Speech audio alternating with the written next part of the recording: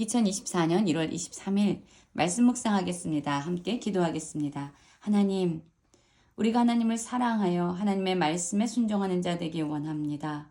우리의 인생 가운데 행하신 하나님의 놀라운 은혜를 기억하게 하시고 오직 하나님만 의지하는 삶을 살게 하여 주시옵소서. 예수님 이름으로 기도했습니다. 아멘. 오늘의 말씀은 신명기 11장 1절부터 17절까지의 말씀입니다. 말씀을 함께 살펴보시기 전에 개인적으로 말씀을 꼭 읽으시고 묵상하는 시간 가지시기 바랍니다. 오늘 말씀은 하나님이 다스리시는 그 땅, 약속의 땅은 어떠한 땅인지에 대한 말씀을 담고 있는 내용입니다.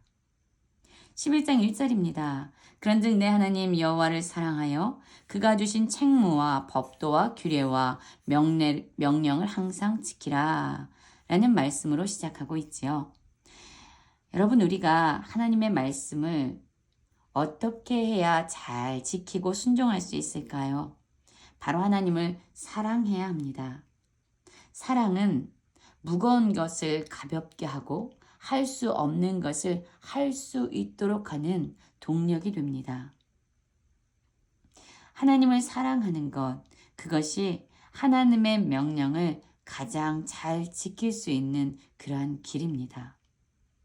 하나님을 사랑하기 위해서는 하나님이 어떠한 분인지를 먼저 기억해야 하고 알아야 됩니다. 11장 2절부터 보면은요, 하나님이 어떤 분인지, 그리고 그분이 행하신 일이 무엇인지를 기록하고 있습니다. 하나님께서는 이스라엘 백성들을 놀라운 능력으로 애굽에서 건져 주셨습니다. 놀라운 기적과 이사를 통해서 그들을 건져내셨고요.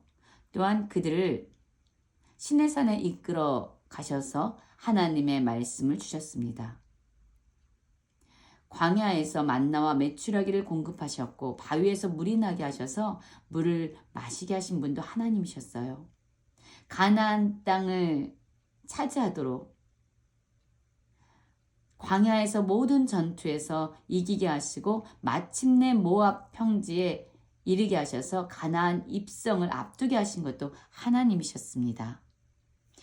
그래서 11장 2절부터 7절까지를 보면은요, 하나님이 그들에게 행하신 일이 무엇인지에 대한 말씀이 기록되어 있어요. 하나님께서 애굽에서 바로와 그 전국에 행하신 이적과 기사, 이것을 통해서 이스라엘 백성들을 구원해 내셨습니다. 그리고 홍해 앞에서 애굽 군대가 이스라엘 백성을 뒤쫓아올 때에 홍해물을 어떻게 가르셨는지, 그리고 그들을 광야에서 어떻게 인도하시며 보호하시고 돌봐오셨는지, 그리고 또한 하나님께서 세우신 모세와 아론을 대적하는 다단과 아비람에게 어떻게 징계하셨는지, 하나님께서 행하신 그 모든 일들을요, 이스라엘 백성을 기억해야만 했습니다. 그래서 반복적으로 사용되는 말씀이 있습니다. 바로 행하신,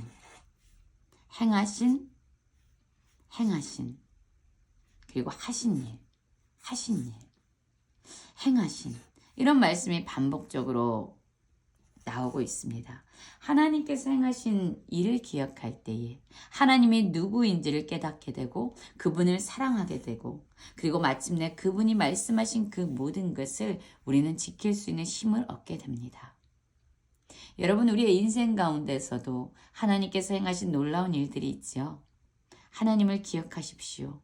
그분을 사랑하십시오. 그리고 하나님께서 주신 그 말씀에 순종하는 우리가 되기를 원합니다. 그리고 8절부터의 말씀은요, 하나님께서 이스라엘 백성들에게 요구하는 것이 무엇인지를 말씀하고 있습니다. 하나님께서 이스라엘 백성에게 요구하는 것은 무엇일까요? 11장 1절에도 기록되어 있지만 하나님께서 명하시는 모든 명령을 지키는 겁니다.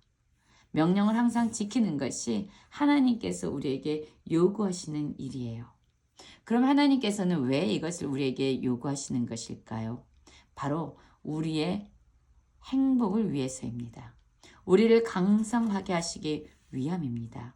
하나님의 명령을 지킬 때에 우리는 강성해진다 라고 말씀하고 있어요.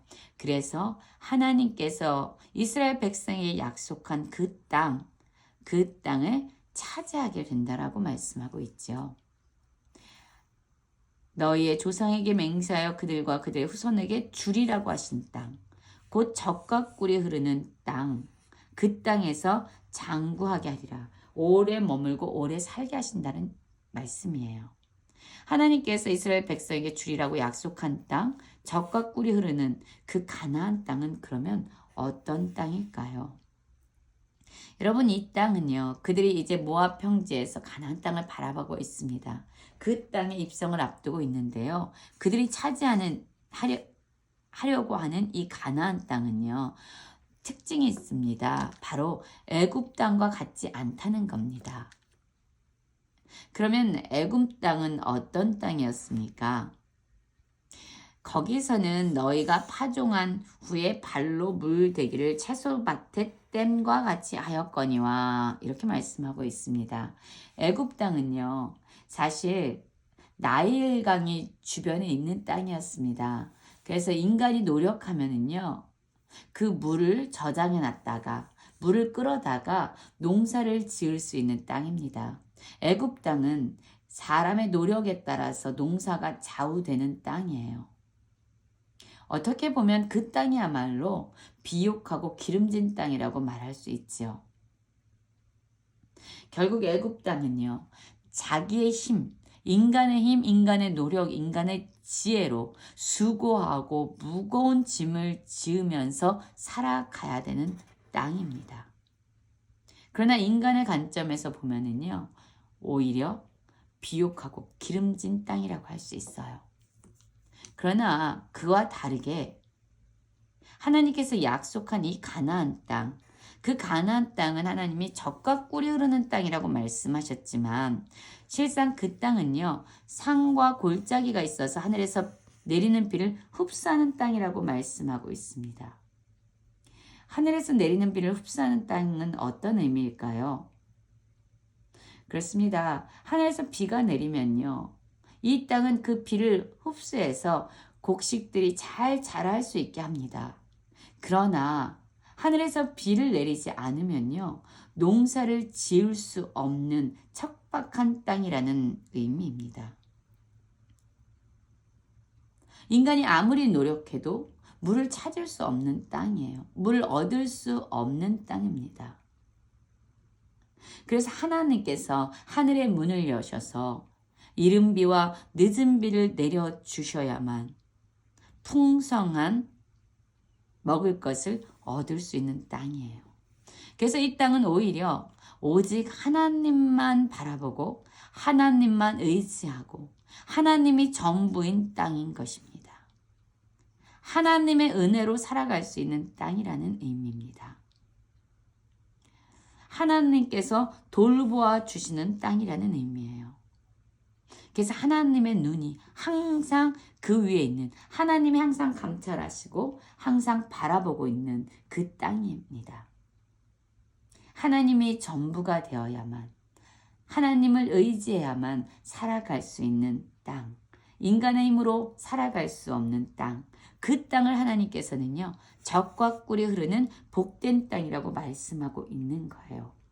그러니 이 땅에서 사람들이 할 수 있는 일은요, 하나님을 의지하고 그분의 명령을 지키는 것밖에 없는 것이죠. 그럴 때 그 땅에서 하나님은 장구하게 되리라 라고 말씀하고 있습니다. 여러분, 세상에서 성숙은요, 아이들이 부모로부터 독립하는 거예요. 그래서 자립하는 것을 성장했다라고 말합니다. 그러나 신앙에 있어서의 성장과 성숙은요, 하나님께 더 의존적인 삶을 살아가는 것을 의미합니다. 하나님이 전부가 될 수밖에 없는, 하나님이 지키셔야만 살아갈 수 있는 이 땅에서 살아가기 위해서 우리가 할 수 있는 일은요, 13절부터 나오죠. 오늘 너희에게 명하는 내 명령을 너희가 만일 청종하는 것, 하나님의 말씀을 청종하는 것, 그리고 여호와를 사랑하고 마음을 다하고 뜻을 다해 하나님을 섬기는 것. 그것이 우리가 할 수 있는 전부예요.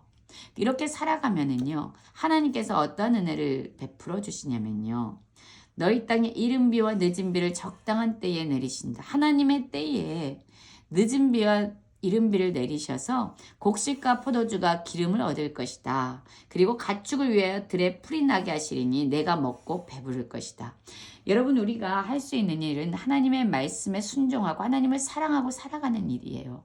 그러면 그 모든 것을 하나님께서는 전적으로 책임지시고 그들을 풍요롭게 하신다고 말씀하고 있습니다. 그러한 땅이 하나님이 약속하신 가나안 땅입니다. 그런데 만약에 우리가 눈에 보여지는 것, 손에 잡히는 것, 우리 자신의 힘과 능력을 의지해서 세상 사람들처럼 다른 신들, 그들을 섬기고 절하면 어떤 일이 일어나죠? 하나님께서 진노하시고요. 하늘을 닫아 비를 내리지 않는다라고 말씀합니다. 비를 내리지 않으면 어떠한 방법으로도 그 땅에선 농사를 지을 수 없습니다. 먹을 것이 없게 되지요. 그러면 그들은 결국 그 하나님이 주신 하나님의 은혜 안에서 전적으로 살아갈 수 있는 땅에서 더 이상 살아갈 수 없고 멸망당할 수밖에 없다라고 말하고 있습니다. 여러분, 하나님은 우리를 하나님의 백성으로 불러주셨어요. 우리에게 은혜를 주셔서 우리에게 이 세상이 누릴 수 없는 풍성함을 누리게 하시기 위함이에요.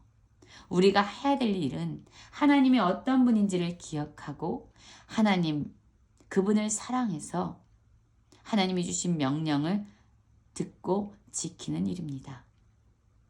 그것만이 우리를 하나님 은혜 안에 거하게 하는 길임을 기억하며 오늘 하루를 하나님 안에서 살아가는 모든 성도님들 되시길 간절히 기도합니다.